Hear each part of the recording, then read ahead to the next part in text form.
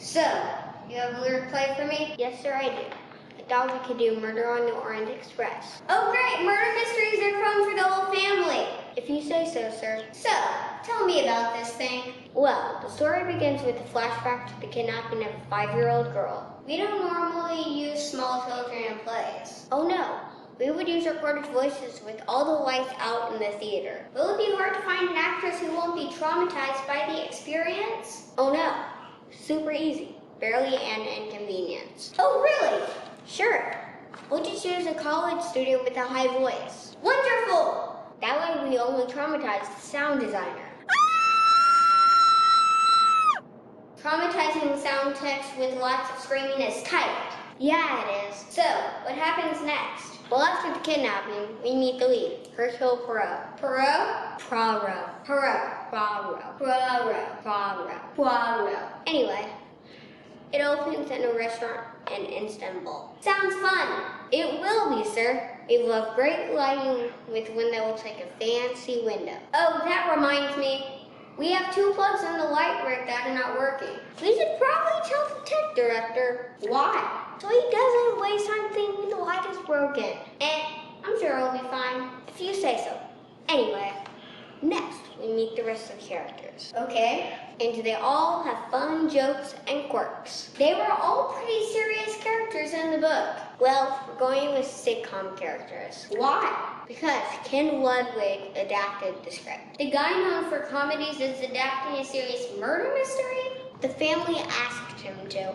And he went with sitcom characters? Yes. Fair enough. So, we meet the bad guy, Ratchet. And what's his deal? Oh, he's just the worst. He hits his employee with his briefcase and flashes a gun. Okay. And then he flirts with the Countess. Why? So we can see how creepy he is. Seems excessive. And so we can do a callback joke later. Oh, okay. What joke? She slaps him. Why? Because he's the bad guy. That makes sense. Yes, sir. So it will be a simple fake slap? You'll be able to hear it from the back of the room, sir. Huh. Oh, and the sound designer wants to throw a Joy Division song in the score. But it's set in 1934. Yes, sir. What kind of music are we using for the rest of it?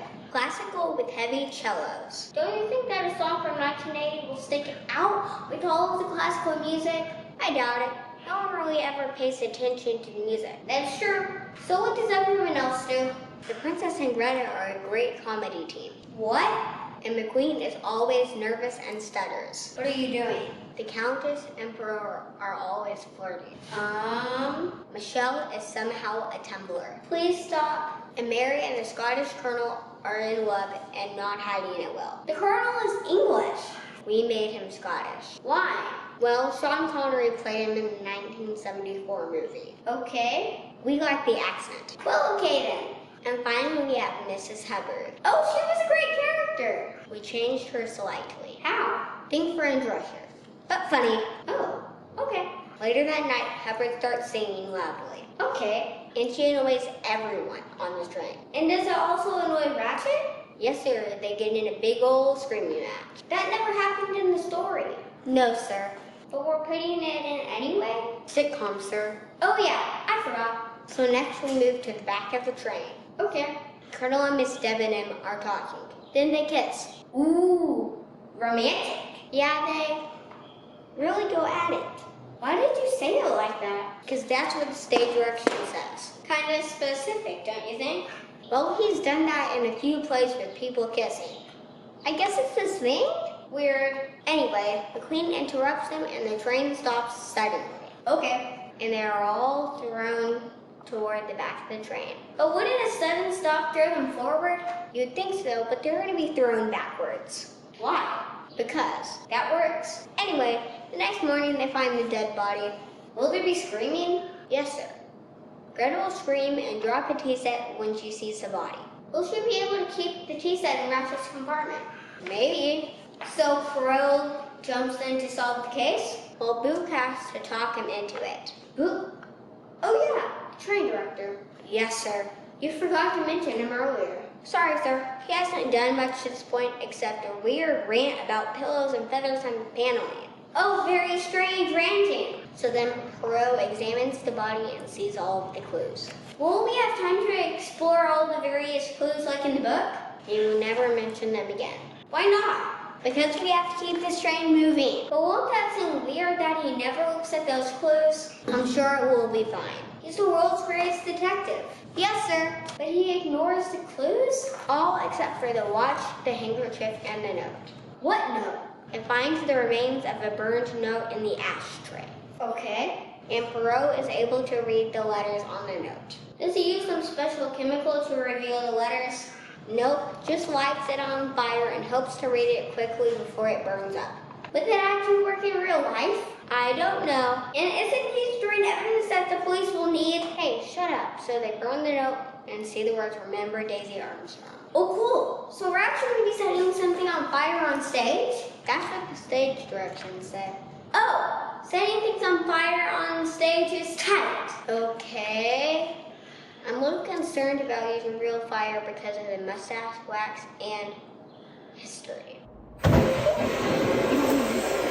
I'm sure we learned from our mistakes. Maybe. And that was a different show and a different crew. It's the exact same director and stage manager as last time. But fire. Okay, sir. Great. So anyway, after examining all of the clues, Well, not all of the clues. we have a bit of interrogations with Greta, the princess, Hubbard, and the queen. With more sitcom jokes thrown in, right?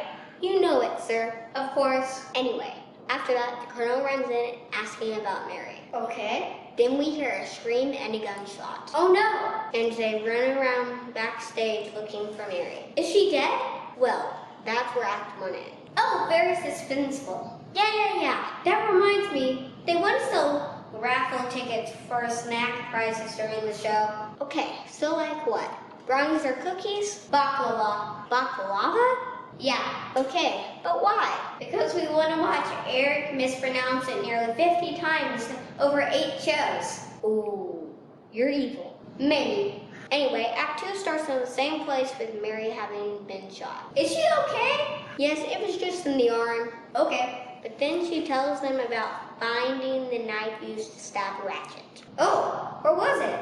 In Hubbard's bag hanging on the door. Oh, so the princess immediately turns around and gets it through the open door? No, they don't think of that. Why not? Unclear. Huh. Bro goes around and gets it later. And he literally walks behind the princess standing in the open door? He does, sir. Huh. Well, at least he used his clock to handle the knife. Eventually. What do you mean? Well, he'll definitely go a few performances before they think to have him do that. World's greatest detective, huh? You know it, sir. Amazing. We should also raffle off the knife to see if anyone wants it. Anyone? Even if a small child wins? Sure. What are the chances of that? Who knows? Wow. And so he continues interrogating the people and asking for signatures. Oh, yes. In the book, he was secretly checking their handwriting.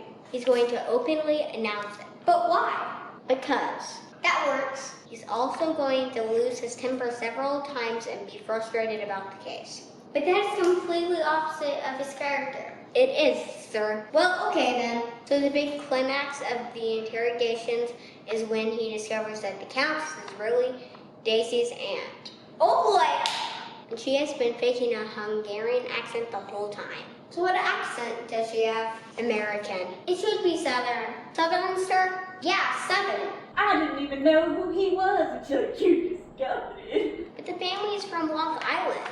Oh, dang it. Sorry, sir. Oh well. So how does this thing end? Well, Bro gathers them all together and recaps all of the clues. You mean the 3 clues he used to solve it? Yes, sir. So how will you keep a monologue like that entertaining? Flashbacks to lines from previous scene. And they will act it out again? No, sir. We'll just use voiceovers. Voiceovers? Yes, sir. We'll record the lines in a sound booth and play them back after adding reverb. We'll record them in the foyer and use the natural reverb. We'll decide to use the original recordings with no reverb after multiple revisions. There it is. One of them will be Mary's scream and gunshot. I hope the sound tech won't reverse them one night. That would be awkward. Yeah, it would. So how many gunshots? Well, just the one with the scream. There should be 3 of them. Why 3? because of the storytelling rule. Rules, sir? Yeah, if you show a gun in action, it better go off 3 times by the end of the show. I don't think that's how that... Shoot the gun 3 times Yes, sir. and 3 screams. But I want screams and guns. Okay, sir. Great! So he solves the crime and they give him a big speech to convince him to let them go. Will the comedy in the show make this serious part weird? Only if the audience laughs during the dramatic parts. That would be rather sadistic of them. Well, that would definitely point out the psychopaths in our community. So he lets them go? Yes, sir. And then we transition back to the opening scene in front of the curtain. Oh yeah, about the transitions. What about them? Well, we're hoping to have smooth transitions that don't take the audience out of the show. Oh, yes, sir. We're going to have our crew dress up as waiters to move the tables. Oh, that will look cool. Yes, sir, just like a choreographed dance. As long as nothing happens during the change and 2 of them forget to come out. Here's hoping.